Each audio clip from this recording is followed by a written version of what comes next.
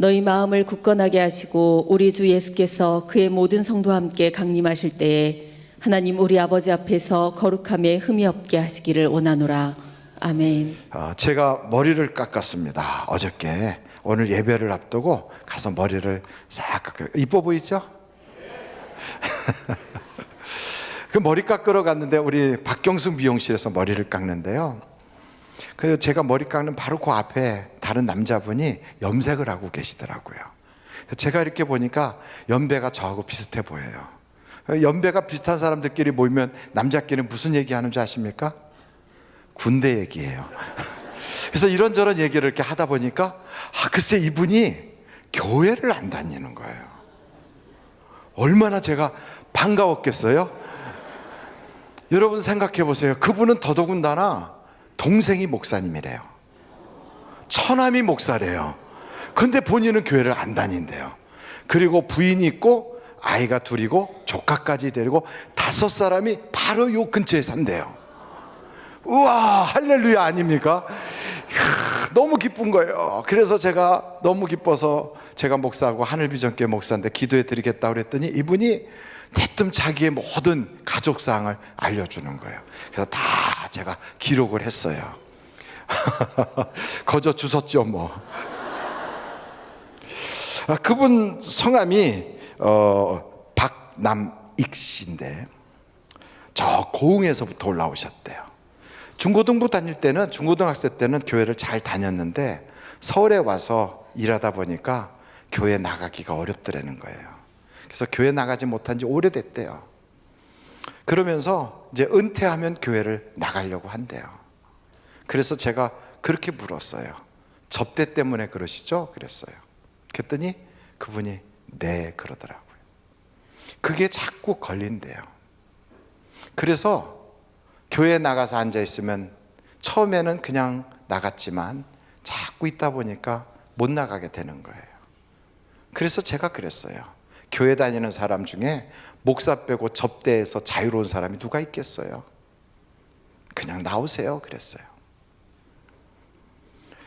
성경에 보면 천국에 가지 못하는 사람들에 대하여 성경에 이렇게 기록을 해놓은 데가 있어요. 한번 여러분 성경을 좀 찾아보실까요?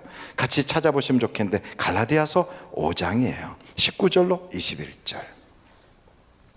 갈라디아서 5장 19절로 21절 같이 한번 읽겠어요. 시작. 육체의 일은 분명하니 곧 음행과 더러운 것과 호색과 우상숭배와 주술과 원수 맺는 것과 분쟁과 시기와 분냄과 당짓는 것과 분열함과 이단과 투기와 술취함과 방탕함과 또 그와 같은 것들이라. 전에 너희에게 경계한 것 같이 경계하노니 이런 일을 하는 자들은 하나님의 나라를 유업으로 받지 못할 것이요. 성경에 딱 써 있어요. 여기 보니까 아이고 술 취하면 천국 못 가네. 접대하다 보니까 한 잔 두 잔 주기도 하고 받기도 하다 보니 술 취하는 거예요. 못 가는 거예요. 본인이 생각할 때 나는 교회를 아무리 다녀도 천국 가긴 틀렸어. 이런 생각이 드는 거예요. 한 곳에만 이런 게 써 있는 게 아니에요. 여러분 또 다른 데도 한번 볼까요? 한번 다른 것도 좀 찾아보겠어요. 고린도전서 6장 9절로 10절이에요. 고린도전서 6장 9절로 10절 같이 한번 읽겠어요. 시작. 불의한 자가 하나님의 나라를 유업으로 받지 못할 줄을 알지 못하느냐?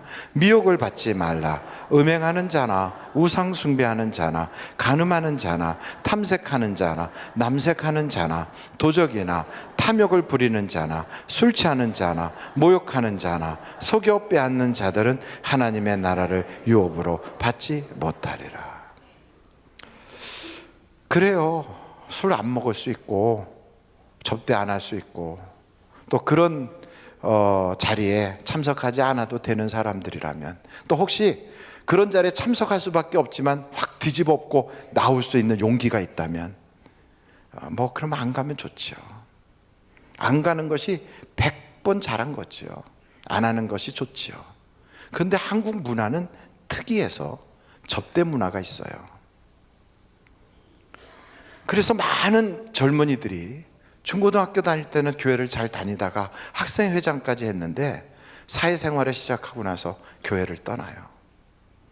그분들의 평생 소원이 있다면 이런 접대하지 않고 살았으면 좋겠다, 이런 생각일 거예요. 그런데 참 특이한 게 있어요.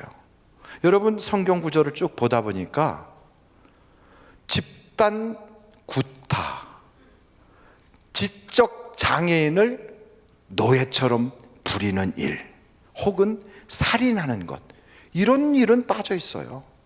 여러분, 살인이 무거운 죄일까요? 술 취하는 게 무거운 죄일까요? 근데 성경은 술 취한 건 못 간다고 하면서 살인한 거에 대해서는 그런 말이 없어요. 물론 십계명에는 나와 있지만 유업을 벗지 못하리라 하는 그 구절에는 없어요. 그래서 저는 이 말씀을 보면서 하나 이런 의문을 가져본 거예요. 혹시 그 말씀은 당시 로마 시대의 시대상의 문화를 반영한 것이 아닐까, 그렇게요. 그 당시에 여러분, 살인이라는 건 하면 죽지요. 근데 살인을 직업으로 하는 사람들이 있어요. 누굴까요? 검투사하는 검투사들. 여러분, 검투사 영화에서도 봤죠? 검투사들. 콜로세움 밑에 이렇게 쭉 검투사들 숙소가 있어요. 이 사람들은 노예 출신이에요. 근데 싸워요. 같이 거기서 숙식을 같이 하던 동료들과 나가서 사람들이 와 환호하는 데서 막 싸우는 거예요. 글래디에이터.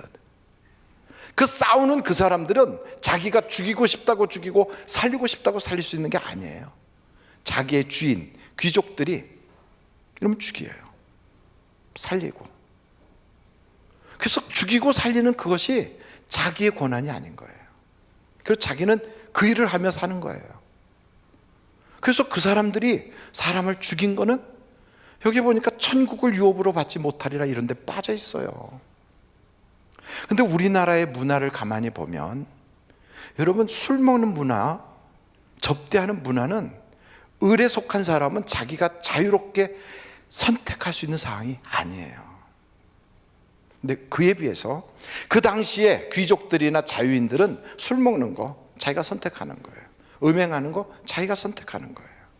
그래서 자기의 선택을 통하여 죄를 짓는 것은 엄하게 천국을 유업으로 받지 못하리라 하고 딱 제외시켜 놓지만 자기의 힘 밖에 있는 일들에 대해서는 그것을 엄하게 다루고 있지 않구나 하는 그런 생각을 제가 해봤어요. 이게 꼭 맞는 말이라고 볼 수는 없지만 제가 볼 때는 이 말이 맞는 것 같아요. 그래서 제가 그분한테 그랬어요. 교회 다니는 사람 10명 중에 9은 접대하고 살아요. 괜찮아요. 교회 나오세요. 여러분, 우리가 주일날 되면 고민하는 사람들이 있어요. 나 같은 게 교회 가도 될까? 내가 지난주에 이렇게 죄를 졌는데 하나님이 과연 내가 드리는 예배 받아주긴 할까? 이런 생각할 수 있어요. 괜찮아요. 술 먹었어도 오십시오. 룸사롱에 갔었어도 오십시오. 지난주에 엄청난 실수라고 퍼졌어도 오십시오. 교회는 그런 분들을 위해서 있는 곳입니다. 우리 주님이 부른 사람들이 있어요. 부른 사람들. 창기와 세리들을 불렀어요. 만약에 우리 주님이 바리새인들과 종교 지도자들을 불렀다면 그들은 완벽해요. 기도도 많이 하고 성경도 잘 알고 그들은 11조 생활하고 구제하고 흠이 없어요. 그런데 도리어 그들이 보기에는 형편없는 것들, 아우 난 저런 사람들하고 같이 할 수가 없어, 이렇게 생각하며 밀어낼 수밖에 없는 창기들, 술꾼들, 못 배운 사람들, 또 민족의 배신자인 세리들, 아니 이것들이 왜 주님한테 가서 사랑받고 그러는 거야? 이런 생각할 수도 있어요. 그런데 교회는 그런 분들의 것이에요. 그래서 여러분, 오늘 설교 제목이 뭐냐면 흠없는 신앙이에요. 여러분, 누가 흠이 없습니까? 흠이 없는 신앙이란 과연 뭘까요? 뭐가 흠이 없는 거예요? 그래서 저는 흠이 없는 신앙, 성경에 딱 보니까 하나님의 은혜가 없이는 살 수 없어요라고 고백하는 분들의 그 모습을 우리 주님 흠이 없다고 인정하시겠구나. 다윗이 그랬어요. 하나님이 원하는 건 제사가 아니래요. 상한 심령이래요. 하나님은 나는 주님 없이는 살 수 없어요. 주님이 도와주지 않으면 난 도저히 일어설 수 없는 사람이에요. 이러면서 자기의 죄 때문에 울고 주님의 그 그리스도의 보혈의 피로 씻김 받아야 된다고 고백하는 바로 그 사람, 내가 죄인이라고 고백하는 바로 그 세리, 이런 사람을 위하여 우리 주님이 오셨다는 거예요. 나는 의인을 부르러 온 것이 아니라 죄인을 부르러 왔대요. 그래서 여러분, 자기의 죄가 있음에도 하나님의 은혜를 사모하는 사람이 흠이 없는 사람이에요. 그래서 흠이 없다고 하는 것은 윤리 도덕적으로 흠이 없는 게 아니라 하나님이 보실 때 흠이 없으면 흠이 없는 거예요. 우리 하나님께서는요, 우리가 죄인이고 우리가 그냥 너덜너덜 세상에 온갖 것에 찢겼어도요, 주님 앞에 탁 엎드려서 주여 나는 죄인입니다 하고 고백하는 바로 그때 우리를 보시면서 품어주는 거예요. 여러분, 탕자의 비유를 아십니까? 알면 안다고 고개라도 좀 끄덕거리면 얼마나 좋겠어요. 어떤 분은 너무 엄숙해졌어요. 꼭 나보고 하는 소리, 내가 지난주에 룸사롱 갔다 왔는데 목사님 어떻게 알았을까? 그 지금까지 생각하지 마시라고요, 그 얘기를. 그 목사님은 룸사롱 어떻게 알아요? 드라마에서 봤어요. 근데 여러분, 탕자를 보십시오. 얼마나 그의 인생이 난잡했을까요? 얼마나 그가 허랑방탕했을까요? 근데 그 탕자의 비유의 주인공은 누구냐면 탕자도 아니에요. 아니면 그 집에서 말 잘 듣고 일 열심히 했던 그 첫째 아들도 아니에요. 아버지가 주인공인 것 같아요.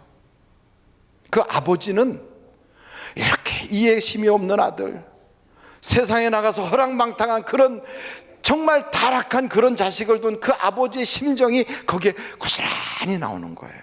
근데 그 아버지를 기쁘게 한 사건이 뭐냐? 그 형편없는 그 아들이 돌아왔다는 거예요. 돌아와서 나는 감히 아버지의 아들이라 불림을 받을 자격이 없어요. 아버지, 나는 품꾼 중에 하나로 여겨주세요. 그렇게 할 때 그 아버지는 너무 기쁜 거예요. 아들을 아들 그대로 보는 거예요. 내 아들은 죽었다 살아났고 잃었다가 다시 찾았다. 그러면서 그 아들의 흠을 보는 게 아니라 그 아들이 돌아온 것을 보고 기뻐해요. 여러분, 우리가 흠이 있고 우리가 부족함이 너무 많잖아요. 하나님이 우리를 지적하지 않아도 누가 우리보다 신앙생활 잘하는 사람, 기도 열심히 하는 사람, 새벽기도 한 번도 안 빠지는 사람이 우리를 나는 좀 뭐 이렇게 해야 돼 하고 이야기하지 않아도 우리가 우리 스스로를 알아요. 난 부족해. 그런데 주님 앞으로 딱 나가는 그 순간 우리 주님은요, 너는 흠이 없어 그래요. 있는 그대로 우리를 받아주시는 거예요. 여러분, 하나님의 사랑은 바로 그거예요. 내 모습 그대로 받아주시는 사랑. 우리 주님은 우리 보고 한 번도 너 다 고치고 와라, 너 완전해지면 와라, 너 세상에 더러운 것들 다 깨끗이 씻고 그리고 교회에 들어와, 이렇게 한 적이 없어요. 하나님의 교회, 우리 주님의 품은 누더기 같은 사람도 품어주시는 바로 그런 곳이에요. 그래서 우리는 그 하나님의 은혜를 오늘도 고백하는 거예요. 목사라고 온전합니까? 목사도 주님의 은혜가 필요해요. 하나님, 나는 은혜 없이는 살 수 없어요. 하나님, 나는 주님의 그 보혈의 피로 씻김 받지 않으면 도저히 주 앞에 설 수 없어요. 그렇게 고백하는 그 사람들을 우리 하나님께서는 흠이 없는 신앙이다 그래요. 여러분, 저는 여러분들이 주님 앞으로 언제든지 돌아올 수 있기를 간절히 바랍니다. 집에서 싸웠어도 공원으로 가지 마시고 교회로 오세요. 비 오는 날 선글라스를 꼈어도 교회로 오세요. 괜찮아요. 괜찮아요. 교회는 그런 곳이에요. 우리 주님의 품은요, 정죄하는 품이 아니고요, 우리 주님의 품은 심판하는 품이 아니에요. 안아주시고 위로하시고 우리를 온전케 하시는 품이에요. 그래서 우리는 형편없이 부족해도 주님께로만 가면 주님이 딱 안아주는 그 순간 플러스 무한대인 주님이 우리를 흠이 없게 해주시는 거예요. 성경에 보니까 어떤 사람이 흠이 없는 신앙인가? 우리 있는 그 자리에 그대로 있는 바로 그것. 쉽게 말하면 그냥 하나님께 붙어있는 바로 그 사람이 흠이 없는 사람이에요. 오늘 우리가 광고 시간에 보니까 어떤 장로님 가정에서 떡을 했어요. 누구네 집 장로님 가정에서 오늘 국밥을 해갖고 우리들 다 맛있는 곰탕을 주게 됐어요. 그런 얘기 들을 때마다 추수감사주일인데 나는 주님께 제대로 드릴 것도 없고, 나는 주님 앞에 뭔가 내놓은 것도 없고, 교인들 앞에 한 것도 별로 없고, 과연 하나님이 나 같은 것 알긴 할까? 그런 생각하실 수도 있어요. 근데 여러분, 우리 주님 앞에 우리는 들꽃처럼, 잡초처럼 밟히고 또 밟혀도, 어려운 일 생겨도 그래도 여전히 거기에 그 자리에 탁 있는 그 들꽃 하나를 보면서도요, 우리 주님 뭐라고 그러시는지 알아요? 내가 솔로몬보다 더 나아. 내가 입은 그 모습이 솔로몬의 입은 것보다 더 아름다워. 여러분, 들에 널려있는 조각돌들, 요만한 짱돌들, 흔하디 흔한 것 같이 그렇게 흩어져 있어도요, 그래도 그게 딱 다윗 손에 잡히는 순간 골리앗을 무너뜨리는 하나님의 위대한 도구가 되는 것처럼, 나는 비록 조약돌 같고 나는 돌멩이 같아, 나는 주님께 쓰임받을 만한 아무것도 안 돼, 그렇게 생각할지라도 내 자리 딱 주일이면 지키고, 내가 봉사하는 그 자리에서 말없이 묵묵히 봉사하면 돌멩이 같고 짱돌 같은 나를 주님이 딱 붙잡아 주시는 순간 세상을 대하여 이길 수 있는 무기가 되고 능력자가 될 줄로 믿습니다. 그래서 여러분, 우리가 비록 들꽃 같고 잡초 같아도 내가 예배드리는 그 자리, 내가 지키고 있는 그 바로 봉사의 현장에 딱 있으면 하나님이 보실 때 너는 흠이 없다 그러실 거예요. 여러분, 우리 주변을 보십시오. 우리 중에 재벌이 있는가?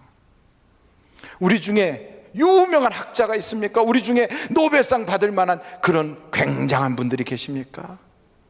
아니면 우리 중에 어마어마하게 누구든지 이름만 대면 알만한 그런 분들이 계십니까? 아니에요. 우리는 다 고만고만해요. 우린 다 고만해요. 무명한 자 같아요, 우리는. 그런데 우리의 주님은 그런 사람들도 불러서 유명한 사람, 지혜 있는 사람, 세상에 능력 있는 사람들을 부끄럽게 하려고 잡초 같은 나를, 돌멩이 같은 나를 오늘도 불러주셨어. 그래서 우리 보고 자리를 지켜라 그러잖아요. 여러분, 자리를 떠나면 천사라도 하나님이 심판하지만 자기 자리 딱 지키면 온전하다 그러는 거예요. 그래서 이렇게 추수감사주일 딱 되면 한 해를 보내면서 하나님이 나에게 주신 은혜가 너무너무 많은데, 또 남들은 명절이라고 또 추수감사주일이라고 이런저런 특별한 일을 하는데 나는 주께 한 것 없다. 그거 기죽지 마세요. 주눅 들지 마세요. 괜찮아요. 아무것 못했어도 괜찮아요. 주님 믿는 것 하나만 가지고도 우리는 천국 갈 수 있어요.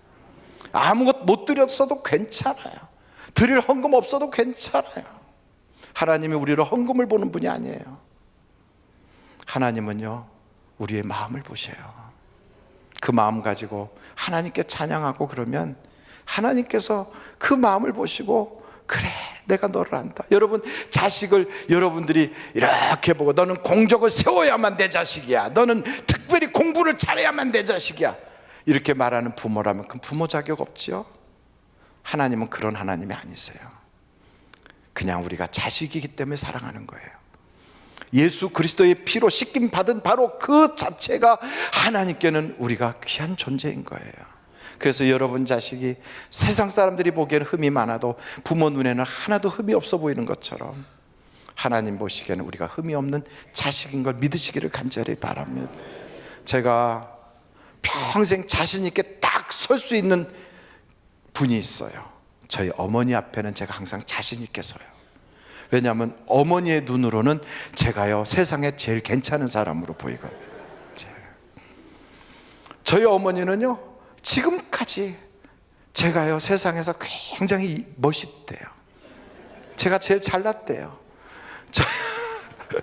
제가 이 땅에 딱 태어난 그날 우리 외할머니는요 내 딸 시집가서 아들 낳았다고 동네방네 자랑하러 다니느라고 그러면서 자랑을 하셨어요. 하나님도 그 마음 아니실까요? 여러분이 구원받는 그날, 여러분이 예수 믿었던 바로 그 첫날, 여러분의 눈에서 눈물을 흘려가면서 주님 사랑해요 라고 고백했던 바로 그 첫날, 그때부터 주님은 기뻐서 여러분을 보면서 잠잠히 그 이름을 불러가며 사랑하지 않겠습니까? 여러분의 업적이 중요한 게 아니에요. 여러분이 교회에 공로를 세우지 않았어도 괜찮아요. 여러분은 있는 그 자체가 흠이 없는 하나님의 자녀입니다. 그래서 어깨를 쫙 펴고요, 저는 여러분과 함께 부르고 싶은 노래가 있는데 우리 김한준 장로님이 작곡 작사하신 곡이에요. 다 아시는 노래지요. 내가 지금 사는 것 주님의 크신 은혜요. 이거를요 반주하고 같이 부르고 막 그러면 제가 못 따라가니까 그냥 가사만 띄워주면 저하고 같이 무반주로 부르도록 한번 하겠어요. 한번 띄워주세요. 제가 부를 때 여러분 저하고 같이 불러주세요. 목사님 부르지 말아주세요.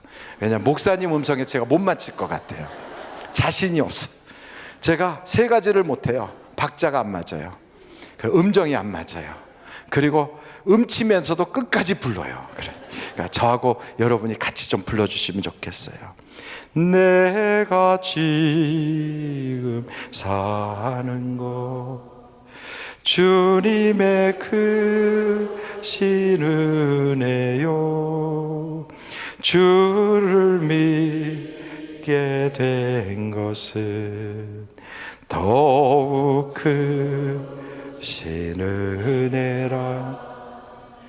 넘치는 주의 사랑, 놀라운 주의 은혜, 날마다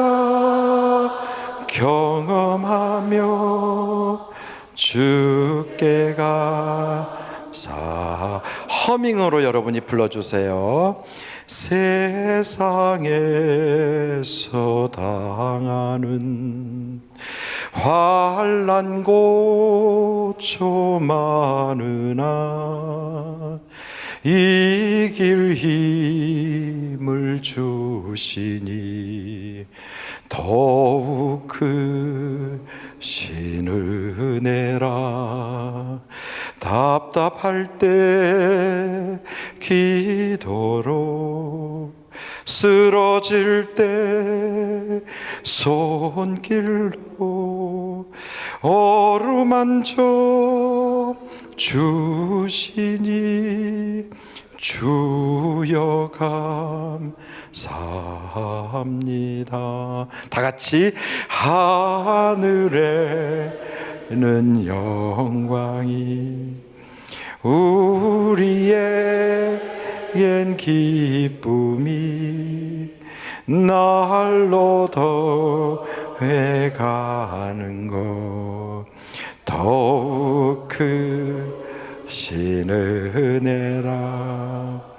쌓여진 사랑도 감당할 길 없어서 몸과 마음 드립니다. 진정 감사합니다. 아멘. 사실은요, 김한준 장로님도 그런 마음을 가지셨겠지만 우리는 믿게 된 것이 은혜고 지금 살아있는 게 은혜고요, 그 은혜 없이는 살 수 없다고 고백하는 바로 그것이 우리의 모습이에요. 근데 하나님은 그 자체를 사랑하신다는 거예요. 그래서 여러분 절대 교회 다닐 때 기죽지 마십시오. 세상 나가서도 기죽지 마세요. 어깨 쫙 펴고 돈 없어도 괜찮아요. 교회에 많은 공 없어도 괜찮아요. 그 자체가 하나님의 사랑이에요. 그러므로 여러분은 어깨를 쫙 펴세요. 우리가 살다 보면 부끄러울 때 왜 없겠어요? 남진이라고 하는 사람이 있어요. 여러분 아십니까? 남진의 원래 이름이 뭔지 아십니까? 김남진이에요. 그분이 목포 분이신데 1946년생인가 47년생인가 그러세요. 그 아버지가 김문옥인가 하시는 분인데, 근데 그분이 목포일보의 발행인이신데요, 국회의원도 하셨고요. 근데 이분이 다 아시는 것처럼 윤복희하고도 스캔들도 있었고, 또 자기 아내가 일남 삼녀의 자녀를 낳았는데 그 중에 딸 대학 보낸다고 부정 입학했다가 또 경찰서 끌려가서 감옥도 갔다 오고 막 신문지상에 많이 떠들었어요. 또 남진 씨가 원래 인물이 한 인물 하잖아요. 그래가지고 옛날 정력도 좋았던 것 같아요. 그렇게 고비고비가 많고 뭐 복잡한 것 같은데 그런다고 죽어버립니까? 아니에요. 그렇게 살다 보니까 어느 날 장로님이 되셨어요. 어느 날 보니까 전도하러 다니고요, 간증하러 다녀요. 인생은 그런 거예요. 여러분, 세상에 살다 보면 부끄러울 때도 있고요, 죽고 싶을 때도 있고, 고비고비 있어요. 가난할 때 있고요, 안 풀릴 때 있어요. 포기하지 마십시오. 하나님이 우리 보고 그러세요. 두려워 말라, 내가 너와 함께하면이라. 놀라지 말라, 정녕 내가 너를 도와주리라 그래요. 그러므로 여러분, 세상 살면서 혼자서 막 생각해도 부끄러워, 막 어떤 때는요 확 죽어버렸으면 좋겠어. 그러지 마세요. 돌아보는 거예요. 야, 나 같은 걸 주님이 자녀 삼아 주셨어. 하나님이 나를 사랑하신대. 그리고 나 같은 것을 천국까지 가도록 이끌어 주셨어. 혹시 내가 천국 가면 천국 망가지는 거 아니야? 나 때문에 천국이 천국 안 되면 어떡하지? 걱정할 거 없어요. 우리 주님이 흠이 없이 여러분을 온전케 하신 걸 믿으십시오. 하나님이 나를 사랑하셨다는 걸 믿으시고요, 하나님이 나를 택해 주셨다는 걸 믿으시고요, 하나님의 능력을 믿으세요. 그러고 생각해 보면 우리 같은 걸 사랑해 주신 그 사랑, 어떻게 하면 그 은혜가 갚을까? 어떻게 하면 이 크신 사랑 갚을까? 이런 생각 들지 않겠어요? 최소한 마음속에 신앙 양심이 있다면 받은 은혜에 대한 감사, 받은 은혜에 대한 보답하고 싶은 마음이 있지 않겠어요? 그거요, 다른 걸로 안 갚아도 돼요. 내가 받은 사랑을 전하면 돼요. 그냥 사랑 받았으니까 사랑해 주면 돼요. 가장 가까운 사람부터 가족 사랑해 줘요. 철천지 왼수로 여기지 말고, 여러분, 술 먹는 남편 사랑해 주세요. 교회 안 나오고 있는 자식 사랑해 주세요. 사랑하고 섬기다 보면 때로는요, 베드로같이 주님 모른다고 부인했던 사람도 수제자 될 수 있어요. 도마처럼 의심 많아서 교회에 전혀 안 나올 것 같고, 야, 예수 이름이 내 주먹 믿어라 이렇게 말하면서 손가락을 가지고 못자국 난 손 만져봐야지, 이런 사람이 혹 있다 할지라도요, 괜찮아요. 사랑해 주세요. 사랑해 주면 그 사랑이 그를 변화시켜요. 여러분, 사랑보다 위대한 힘은 없어요. 부모가 자식을 사랑하니까 그 부모가요, 허리가 휘도록 일할 수 있는 거예요. 그러면서도 그것을 부담으로 여기지 않아요. 기쁨으로 여겨요. 아무리 시집살이가 심해도 사랑하면 그거 다 지나갈 수 있어요. 어떤 시련과 그 어떤 환난이 와도 예수님 사랑하면 순교도 할 수 있어요. 사랑은 믿음, 소망보다 더 큰 힘이 있어요. 여러분, 우리 주님은 바로 그 모습을 우리에게 원하고 있어요. 내가 너희를 사랑한 것처럼 너희가 서로 사랑하라. 이로써 너희가 내 제자인 줄 알리라 그랬어요. 여러분, 우리 주님이 우리를 먼저 사랑했거든요. 그 사랑을 그냥 전하세요. 그 사랑을 보여주세요. 그 사랑을 나타내세요. 그때 우리 주님이 너는 흠이 없어 그러실 거예요. 오늘 성경 말씀에 데살로니가 전서 말씀이잖아요. 그 말씀은 흠이 없는 사람들이 어떤 사람이냐, 흠이 없는 신앙이 무슨 신앙이냐고 우리에게 퀘스천을 던지고 있어요. 그 사람들은 환난과 풍파 속에서 복음을 받았어요. 유모처럼 그들을 돌봐주면서 정말 자기의 멸관처럼 그들을 잘 영적으로 양육한 그 사도 바울과 수많은 제자들이 있었어요. 이분들이 그들에게 물어보는 거예요. 너희는 흠이 없는 신자가 되길 원한다.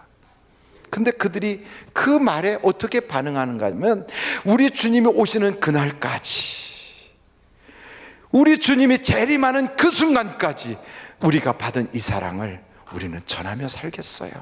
항상 기뻐하겠어요. 쉬지 않고 기도하겠어요. 범사에 감사하며 살겠어요. 그게 우리를 향하신 뜻이잖아요.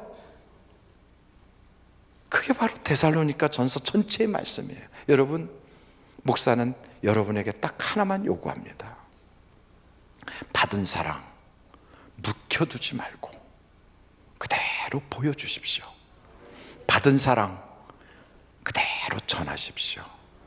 그럼 여러분을 통하여 하나님의 사랑의 그 생명수는 쫙 가정으로 흘러갈 것이고, 가문으로 흘러갈 것이고, 이 땅을 적실 것이고, 기적이 나타날 것이고, 하나님이 구원하기로 작정된 사람들이 그 생수를 먹으면서 주님께로 달려오는 날이 속히 말 거예요.